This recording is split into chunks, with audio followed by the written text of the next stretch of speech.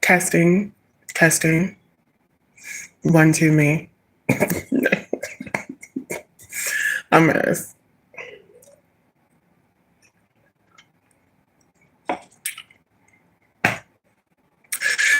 Okay, so I'm gonna go ahead and get started. So I want to talk today about the Chile situation. If you don't know, Chile from TLC, the group, not the channel, like I was thinking. Which I thought she was like a reality TV star. Even when I saw her, like I didn't recognize her or anything like that. But I was born in '94, so I should know TLC. It just makes more sense that I'm not like familiar with I don't recognize them immediately. But anyway, if you don't know, Tilly from the group, she's said to be the least talented of the three, the trio. She was discovered for having been MAGA and in support of the movement, the MAGA movement and all that good stuff. And this was discovered because she liked and reposted, or maybe she just reposted. At the very least, we know that she reposted one of those posts from back in the day that was going viral of Michelle Obama, lookalikes that they had created by warping her face so that she would look like a man. And it's just really unfortunate because, the kind of anti-Blackness that exists and that we're dealing with is so potent that a lot of Black women and men will support that shit. You know what I'm saying? Like, we have got to get on cold, excuse me. We really do have to get on cold when it comes to this anti-Blackness, the masculinization of women and things like that. I'm a trans woman. So like, I understand very much so what masculinizing a woman looks like. You know what I'm saying? I've seen it so many times. I've seen women compared to trans women. I've seen women called men because they look a certain way. And it's just really unfortunate, especially when you think about the fact that, trans women do exist in the Black form as well. So you've got a lot of, trans women who have features that cisgender women, regular biological women have as well, that, like maybe we'll have like a stronger face or something. Like my face, I mean, if I didn't tell you, you probably wouldn't know. But like, unless you've seen me before, you've been here for a minute or whatever, because I do mention it once in a blue moon. But, most people would just think that I have a very, model-esque angular face or something like that. But like other people will associate that with masculinity. And because other Black women do have this same feature and they're not trans, they will be upset, a lot of the time that, trans women even exist because they're, compared understandably for those same reasons. And it's because it doesn't come from people associating you with trans women because trans women existed before, and now we're associating, women who weren't associated before with trans women with these same women. Like, no, it's happening because the first thing that came first, the chicken or the egg. The first thing was racism. The first thing was the masculinization of the Black woman. I don't want to get too far into that right now because it's a whole nother episode. I just want to speak to the Chile situation and how this is just ridiculous and what politically we need to start doing to stay on code. So they went back and they revealed that she had said some things when TLC was getting a little bit more, pickup or whatever after all the years that they were dormant and stuff. And she did this interview around the time of George Floyd's murder. And she said something like all lives matter or something, and in the face of Black Lives Matter. And she went on to explain what she meant, which, I mean, it did make sense. And it didn't seem like she was being very like, anti-Black or like she was trying to be anti-BLM. But like, this is one of the things, this is the first thing that I thought about when it comes to us staying on code. We need to be more in tune with our own people, and we need to be more in tune and knowledgeable about the struggle. the terminology, the topics that are being discussed, the topics that are being discussed in the mainstream, how those relate to it, things like that. We need to be more in tune and adapt, adapted to that, because too often we end up validating what white people do to invalidate us. So they started this All Lives Matter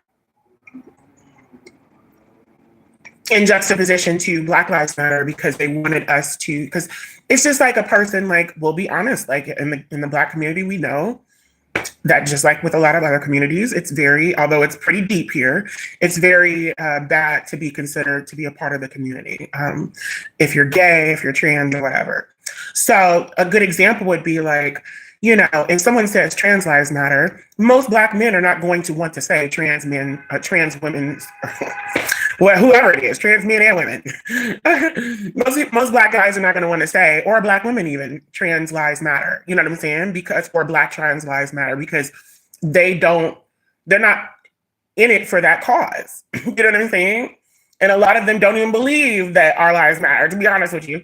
But, a white racist will do the same thing. A non-Black racist or anti-Black person will do the same thing. They don't want to say that Black lives matter, because they don't care about Black lives. And a lot of the time, they don't think that they do. So they will say all lives matter to get away from that, so that they don't have to acknowledge your life in particular, So it's a similar thing. So if we look at it that way, then there you have it. So when you see that that's why, or when you come out here and you say something that supports them saying all lives matter, like you say that too, then you make it more difficult for us to make the point that they are saying this because they don't believe that Black lives matter. We already know that Latino, white adjacent, white in general, Indian, Native lives matter, Asian lives matter. We already know that.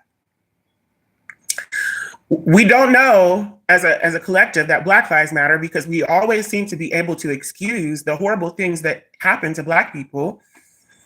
You know what I'm saying? It's a very easy thing to understand. So when she said that, it really rubbed me the wrong way, because it's like, okay, even if you didn't mean it this way, which I think she did, honestly, but even if you didn't mean it this way, you would be better off if you had not, if you knew what you were talking about, basically. But then we find out that she donated to the Republican Party. And the donations that she made were it was clear that what she was donating to. So I just want to come here and say, like, at the end of the day, the last thing that I said was a very big thing as well. We need to be up to date with everything, but we also need to understand. Well, honestly, I think that's the biggest thing that I really want to talk about is really that point. We need to be on the same page, because a lot of the time, some of us will come out here and say things that will contradict the movement that we're on in the moment. A good example would be the reparations situation. The African people passing this bill, Ghanaian president getting this bill passed in the UN that acknowledges Africans as the ones who suffered from enslavement, when Africans are the ones who participated in enslavement of our ancestors. So this is the type of stuff, but delineation would have gotten us prepared for that.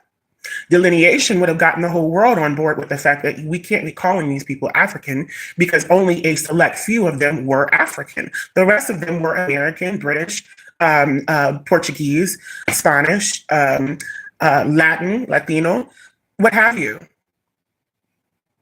So I just want to come out and say that real quick. We really do need to get on the same page about a lot of this stuff when it comes to what we call ourselves, when it comes to how we hold ourselves, when it comes to what we espouse. We definitely need to get that together, because, it is what it is. How big is it, right? I don't have an OnlyFans, so sorry, it's not something that you could find out too easily, But what, you in St. Louis?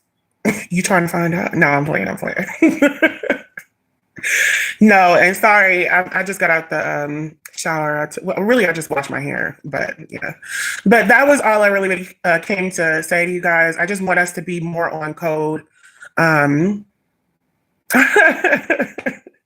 Are those the only people who deal with that and who buy that shit? I feel the same way because I'll be like, okay, look, why would I do this? Like, I don't understand this. We got all these websites already, whatever. But yeah, that was all I really wanted to come to say. If you're not subscribed, please subscribe. I just talk about FBA matters and things like this. The next video is going to be about hip hop.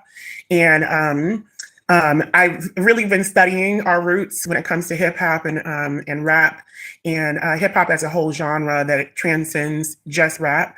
And I'm going to be explaining to everyone, obviously, how it is Black, it's foundational, Black American.